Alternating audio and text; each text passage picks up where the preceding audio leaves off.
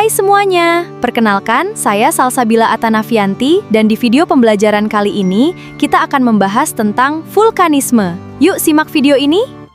Halo peserta didik, selamat datang pada video pembelajaran geografi kelas 10. Pada pembelajaran kali ini kita akan mempelajari vulkanisme.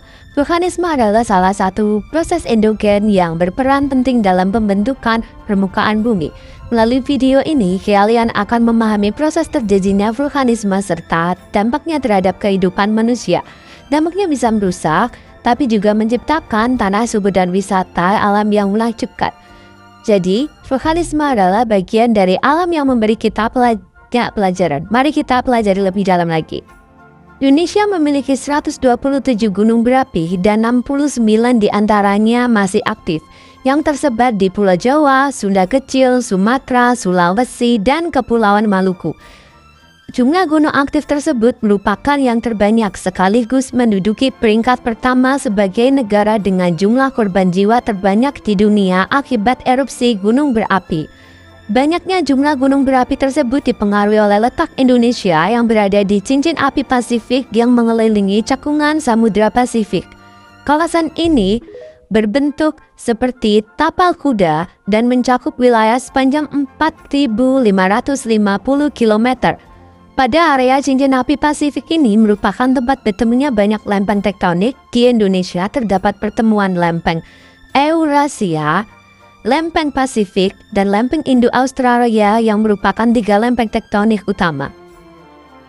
Bumi memiliki berbagai lapisan, di antaranya kerak, astenosfer, mantel inti luar dan inti dalam. Crust atau kerak membentuk 1% massa bumi dengan kedalaman sekitar 40 km.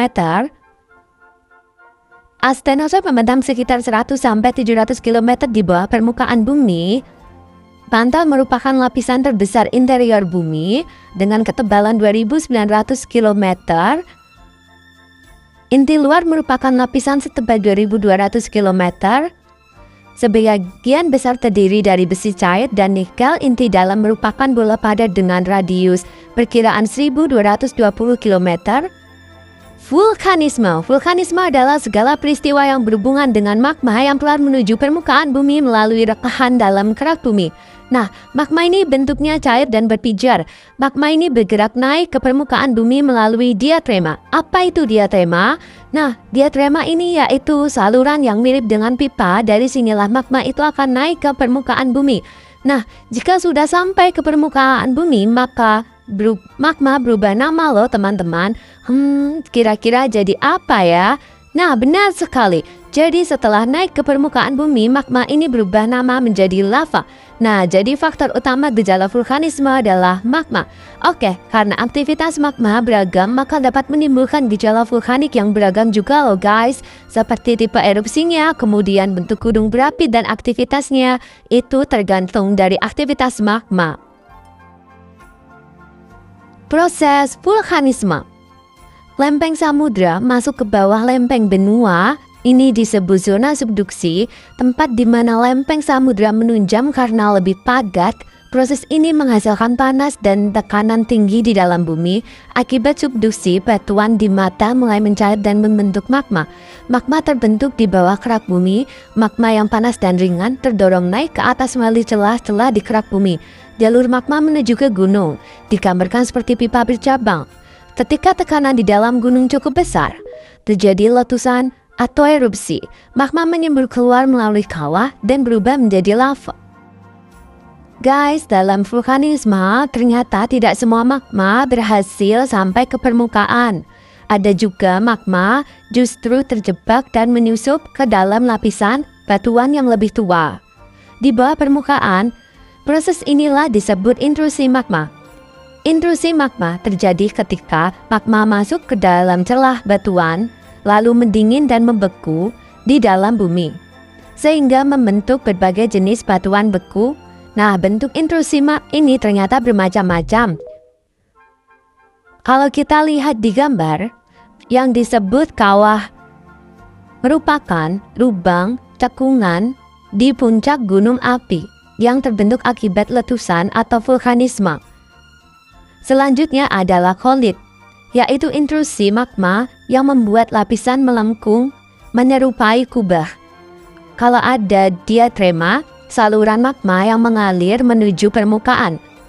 Seperti pada letusan gunung api, ada juga dike, yaitu intrusi yang terbentuk lapisan vertikal, miring, serta shield berbentuk lapisan tipis horizontal di antara batuan lebih tua.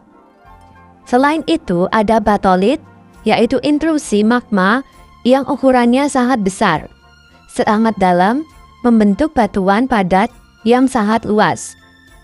Jadi meskipun tidak semua magma muncul dalam bentuk letusan gunung api, pergerakan magma di bawah permukaan tetap memberikan pengaruh besar dalam terbentuknya struktur batuan bumi.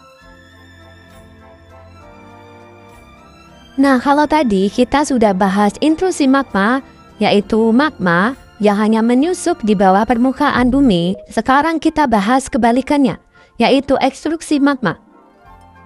Nah, ekstruksi magma adalah proses keluarnya magma dari dalam bumi ke permukaan. Biasanya lewat letusan gunung berapi. Setelah keluar, magma ini bisa mendingin dan mengeras, lalu membentuk batuan beku, bahkan membentuk gunung berapi atau daratan lava yang sangat luas. Nah, dalam ekstruksi magma ada 3 jenis material yang dikeluarkan. Yang pertama, benda padat atau sering disebut eflata, yaitu material padat seperti debu vulkanik, pasir, dan batu kerikil yang menyembur saat letusan terjadi. Yang kedua, benda cair eflusif, berupa magma cair yang keluar dan mengalir di permukaan. Contohnya, lava, lahar dingin, lahar panas. Yang ketiga, benda gas atau ekshalasi, yaitu gas vulkanik yang ikut dikeluarkan saat erupsi. Misalnya sulfatar yang mengandung belerang, fulmarol berupa uap air, dan moret berupa gas karbon monoksida. Jadi setiap letusan gunung berapi bahkan menghasilkan lava yang panas dan berbahaya, tapi juga material padat serta gas yang bisa berdampak besar terhadap lingkungan maupun kehidupan manusia. Material-material yang akan dikeluarkan ketika gunung berapi meletus antara lain, yang pertama gas vulkanik, yaitu macam-macam gas yang terdiri dari karbon monoksida, karbon dioksida, hidrogen sulfida, sulfur dioksida, dan nitrogen. Gas-gas tersebut sangat berbahaya bagi manusia. Yang kedua, lava. Lava adalah larutan magma pijar yang mengalir dari dalam perut bumi melalui kawah gunung berapi, atau melalui celah yang kemudian nantinya ia akan membeku menjadi batuan yang bentuknya bermacam-macam. Yang ketiga, lahar. Lahar merupakan aliran material vulkanik yang biasanya berupa campuran pasir, batu, dan kerikil. Kapasitas dan kecepatan aliran lahar tergantung pada curah hujan. Jika curah hujan meningkat, maka kapasitas dan kecepatan lahar juga akan meningkat. Yang keempat, hujan abu, yakni material yang sangat halus yang disemburkan ke udara saat terjadi letusan. Karena sangat halus, abu letusan ini dapat terbawa angin dan dapat dirasakan sampai ratusan kilometer jauhnya.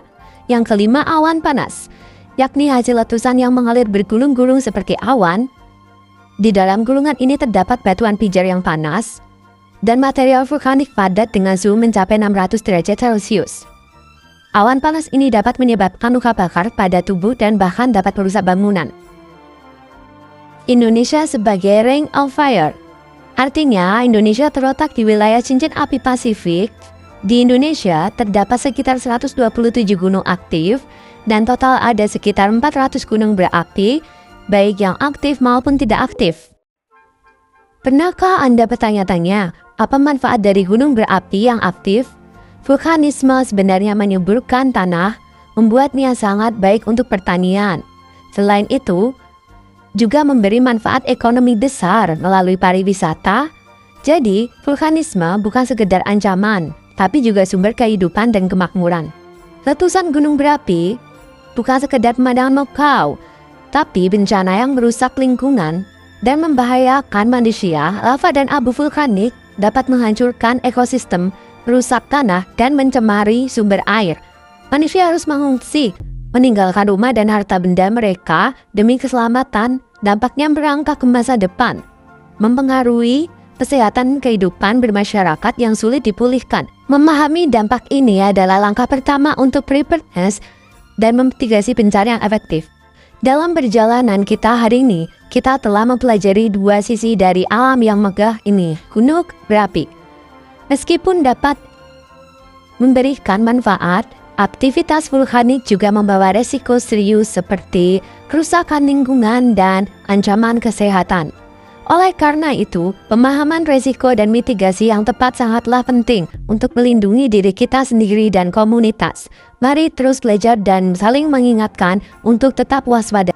Pengetahuan adalah kunci keselamatan kita.